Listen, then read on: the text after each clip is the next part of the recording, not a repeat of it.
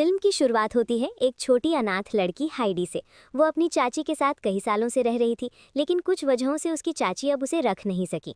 तो हाइडी उसे लेकर पहाड़ों की तरफ चली जाती है ताकि अपनी दादा एल्पो हाई के पास छोड़ सके। शहर के लोग उससे डरते हैं और मानते हैं कि उसने कभी कोई हत्या की थी, लेकिन हाइडी इन सब अफवाहों को नज़रअंदाज कर देती है और ये तक नहीं सोचती कि एल्पो हाई हाइडी के लिए खतरनाक हो सकता है। वो बस उसे लेकर पहाड़ चढ़ती रहती है और दादा के घर पहुंच जाती है। हाइडी अपनी सख्त पोशाक में असहज महसूस करती है, इसलिए वो उसे उतारकर आराम से महसूस करने लगती है और प्रकृति का आनंद लेने लगती है। जब वे एल्पो हाई के घर पहुंचते हैं तो वो हाइडी को अपने पास रखने से इनकार कर देता है। उसकी चाची बहाना बनाकर हाइडी को वापस ले जाने का दिखावा करती है, लेकिन असल में चुपके से उसे वहीं छोड़कर भाग जाती है। जब एल्पो हाई को पता चलता है कि हाइडी वहीं छोड़ दी गई है तो वो अपनी चाची को रोकने की कोशिश करता है, लेकिन वो उसकी बात नहीं सुनती। गुस्से में एल्पो हाई हाइडी को वहीं अकेला छोड़ने का फैसला करता है और अपने घर के अंदर से ताला लगा देता है। कोई और विकल्प ना देखकर हाइडी एक जगह ढूंढती है। अगले दिन सुबह हाइडी बकरियों के साथ खलिहान में सोती है। एल्पो हाई उसे नाश्ते में बकरी का दूध देता है। इसके बाद वो उसे पुजारी के पास ले जाता है। पुजारी हाइडी की जांच करता है और पुष्टि करता है कि वो पूरी तरह से स्वस्थ है। फिर वो एल्पो हाई से कहता है कि हाइडी की देखभाल करना उसकी जिम्मेदारी है। एल्पो हाई जोर देकर कहता है कि वो हाइडी को अपने पास रखना नहीं चाहता। इसके जवाब में पुजारी 3 दिन का वक्त मांगता है, ये देखने के लिए कि क्या शहर के किसी किसान को बच्चे की मदद की ज़रूरत है। घर वापस आकर एल्पो हाई उसे घर के अंदर जाने देता है, लेकिन घर में सब कुछ केवल एक व्यक्ति के लिए ही रखा गया है। ये देख के वो एक भूसा का ढेर ढूंढती है। खुशी खुशी उसे अपना बिस्तर बना लेती है और वहीं रहने लगती है।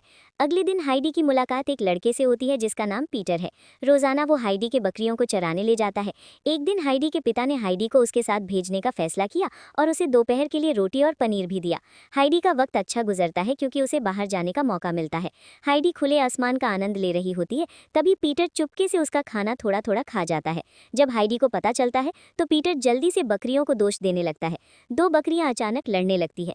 पीटर अपनी छड़ी से उन्हें अलग करता है, लेकिन हाइडी को ये बिल्कुल पसंद नहीं आता। वो पीटर से वादा कराती है कि वो फिर कभी बकरियों को नहीं मारेगा। बदले में वो हर दिन अपना आधा खाना पीटर के साथ बांटने को तैयार हो जाती है।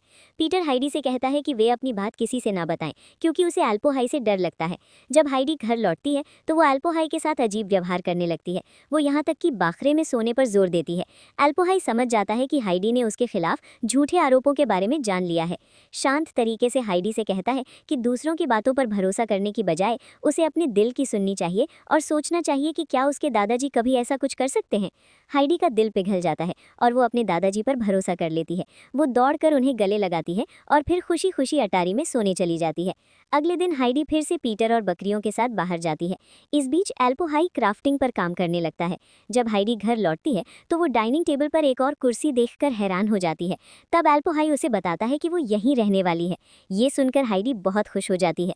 कुछ ही दिनों में वो एल्पो हाई का दिल जीत लेती है और पीटर की भी सबसे अच्छी दोस्त बन जाती है। अब वो खुद को ज़्यादा आरामदायक महसूस करती है और एक दिन अपने बाल भी छोटे करवा लेती है। फिर पीटर उससे कहता है कि अब वो उसके साथ खेल नहीं पाएगा क्योंकि उसे स्कूल जाना शुरू करना है, लेकिन वो हाइडी को कभी भी अपने घर आने का न्योता देता है और बताता है कि वे सिर्फ वसंत की छुट्टियों में ही फिर से साथ खेल सकते हैं। ये सुनकर हाइडी भी स्कूल जाने की इच्छा जताती है, लेकिन एल्पो हाई उसे नहीं भेजता क्योंकि उसे पता है कि सर्दियों में हाइडी स्कूल के लिए शहर नहीं जा पाएगी। सर्दियों में बाहर जाना हाइडी के लिए मुश्किल हो जाता है। हमेशा घर के अंदर रहना उसे बोरिंग और बेचैन कर देता है। ये देखकर एल्पो हाई उसके लिए लकड़ी का एक पक्षी खिलौना बनाता है, लेकिन इससे हाइडी ज़्यादा खुश नहीं होती। फिर एल्पो हाई एक स्लेज बनाता है जो बर्फ़ में चल सकता है। वो उसे उस पर सवार कर ले जाता है, जिससे हाइडी का मन खुश हो जाता है। इसके बाद वो हाइडी को पीटर के घर छोड़ देता है ताकि वो वहाँ समय बिता सके। पीटर के घर हाइडी उसकी माँ और दादी से मिलती है। उनकी आर्थिक हालत बहुत ख़राब है क्योंकि पीटर के पिता का निधन हो चुका है। फिर भी पीटर की माँ पूरी कोशिश कर रही है कि पीटर की अच्छी पढ़ाई हो सके। पूरा दिन उनके साथ बिताने के बाद हाइडी घर लौटती है। वो एल्पो हाई को गले लगाती है और सोचती है कि वो कितनी खुशकिस्मत है कि उसके पास एल्पो हाई है। वक्त बीतता है और हाइडी अपने दादा के साथ खुशी खुशी रहती है।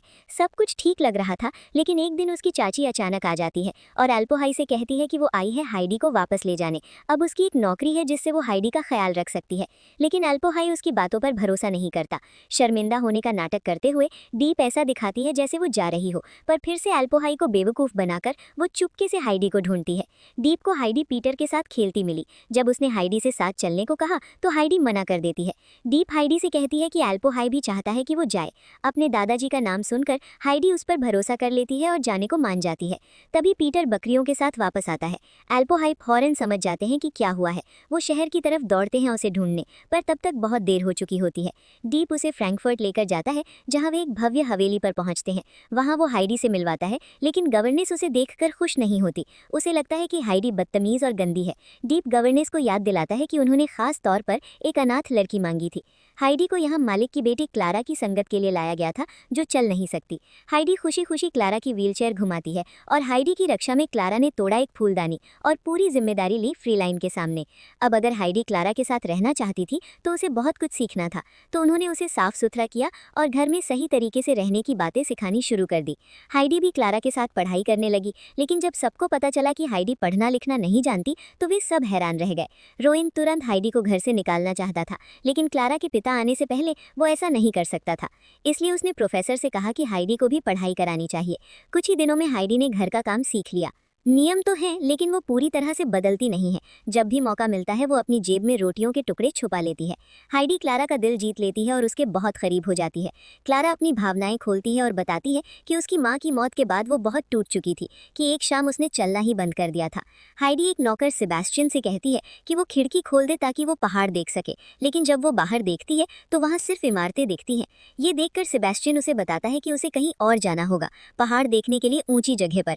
हाइडी सबको देकर क्लारा के साथ घर से चुपके से निकल जाती है। क्लारा बहुत खुश है क्योंकि उसे कभी घर से बाहर जाने की इजाजत नहीं मिली थी।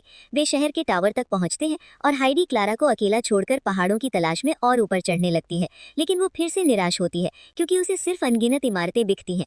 इस बीच क्लारा डरने लगती है, लेकिन फिर वो एक आदमी को बिल्ली के बच्चे बेचते हुए देखती है और उन्हें खरीदने का फैसला करती है। वहीं घर पर सब घबरा जाते हैं जब उन्हें पता चलता है कि लड़कियां गायब हैं और वे जल्दी से वहां पहुंचने के लिए भागते हैं। मार्केट में उन्हें ढूंढते ढूंढते आखिरकार सेबेस्टियन उन्हें ढूंढ ही लेता है और क्लारा जल्दी से बिल्ली के बच्चों को अपनी कंबल के नीचे छुपा लेती है, इससे पहले कि वे घर लौटे। फाइन उनसे गुस्सा हो जाती है, फिर उसके बिल्ली एलर्जी की वजह से छींक आने लगती है। तभी एक बिल्ली का बच्चा क्लारा की गोद से कूद जाता है और फाइन इतनी डर जाती है कि वो एक पोल पर चढ़ जाती है। लंच के दौरान फाइन हाइडी को दीवार की तरफ मुंह करके खड़ा कर देती है और चेतावनी देती है कि अगली बार उसे और भी सख्त सजा मिलेगी। इससे हाइडी को बहुत बुरा महसूस होता है, तो वो चुपके से अपने सारे रखे हुए ब्रेड लेकर भागने की कोशिश करती है। घर से निकल रही थी कि फाइन ने उसे पकड़ लिया और डांटा कि उसे उस आरामदायक जिंदगी और घर के लिए शुक्रगुजार होना चाहिए जो उसे मिला है। लेकिन हाइडी क्लारा के रोने से ज्यादा परेशान थी। इस घटना के बाद क्लारा की तबीयत और खराब हो गई और हाइडी को बहुत गम हुआ।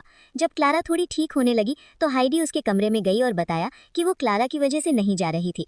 जैसे ही क्लारा ठीक हुई वो फिर से पढ़ाई में लग गई। कुछ दिन बाद क्लारा के पिता और दादी आ गए। क्लारा उन्हें देखकर बहुत खुश है, लेकिन फाइन उन्हें इतना खुश देखकर खुश नहीं दिखती। उसके पिता को यकीन हो जाता है कि उनकी योजना काम कर गई, लेकिन फाइन उनकी राय बदलने की कोशिश करती है और कहती है कि हाइडी अभी भी जंगली है और पढ़ाई पर ध्यान नहीं देती। लेकिन क्लारा की दादी की सोच अलग है।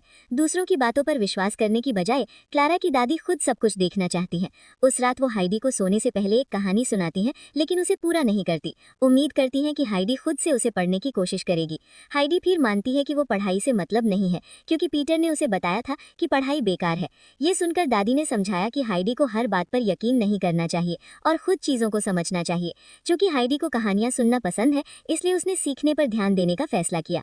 अगले दिन क्लारा की दादी ने उसके पिता से कहा कि हाइडी एक प्यारी बच्ची है, लेकिन उसे घर में रखना उसकी मर्जी के खिलाफ है, इसलिए उसे वापस भेज देना चाहिए। लेकिन वो ये नहीं चाहता, क्योंकि हाइडी की मौजूदगी से क्लारा की तबीयत बेहतर हुई है। घर से अजीब अजीब आवाजें आने लगती हैं और नौकर अक्सर मुख्य दरवाजा खुला पाते हैं। इसी बीच हाइडी मेहनत से कहानी खत्म करती है और आखिरकार पढ़ना सीख जाती है। वो पूरे परिवार के सामने गर्व से इसे जोर से पढ़ती है। ये देखकर उसके पिता को एहसास होता है कि हाइडी घर में रहने के काबिल है, लेकिन हाइडी सच में खुश नहीं लगती। उसी रात क्लारा की दादी घर लौट जाती हैं। जब क्लारा का पिता अपने दोस्त के साथ शतरंज खेल रहा होता है तो वो भी वही अजीब आवाजें सुनता है।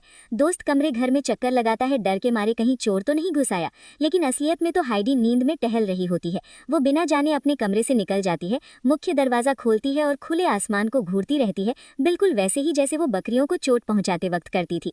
फिर वो वापस अपने कमरे में लौट आती है और सो जाती है। डॉक्टर हाइडी की जांच करता है और पाता है कि वो ठंड से बहुत कांप रही है। डॉक्टर बताता है कि हाइडी को घर की याद आ रही है। वो चेतावनी देता है कि अगर उसे जल्दी घर नहीं भेजा गया तो उसकी सेहत खतरे में पड़ सकती है, लेकिन क्लारा का पिता अभी भी उसे घर भेजने को लेकर संकोच कर रहे हैं। अगली सुबह हाइडी चली जाती है। वो क्लारा को हाइडी की हालत के बारे में बताता है और समझाता है कि उसे वापस घर जाना होगा, लेकिन क्लारा समझने के बजाय नाराज हो जाती है और अपने कमरे में बंद हो जाती है। हाइडी घर वापस जाने के लिए खुश है, लेकिन क्लारा की चिंता भी होती है। वो उससे बात करने जाती है, लेकिन क्लारा दरवाज़ा खोलने से मना कर देती है। आखिरकार हाइडी के जाने का वक्त आ जाता है। जाने से पहले वो क्लारा के पिता को एक लकड़ी का पंछी देती है जो आल्पो हाई ने उसके लिए बनाया था, और क्लारा से वादा करती है कि वो फिर से मिलने आएगी। अब घर में सुकून छा जाएगा, लेकिन जैसे ही वो मुड़े उसने एक बिल्ली का बच्चा देखा। रसोइये ने उसे उठा लिया, पालने का निश्चय किया और उसका नाम हाइडी रखा। इस बीच हाइडी आल्पो हाई के शहर वापस लौटती है, जहां सब उसे देखकर बहुत खुश होते हैं। वो जल्दी से आल्पो हाई से मिलने चली जाती है, लेकिन अब हालात बदल चुके हैं। आल्पो हाई अब हाइडी को स्कूल भेजता है और सर्दियों में वे शहर के एक घर में रहने चले जाते हैं।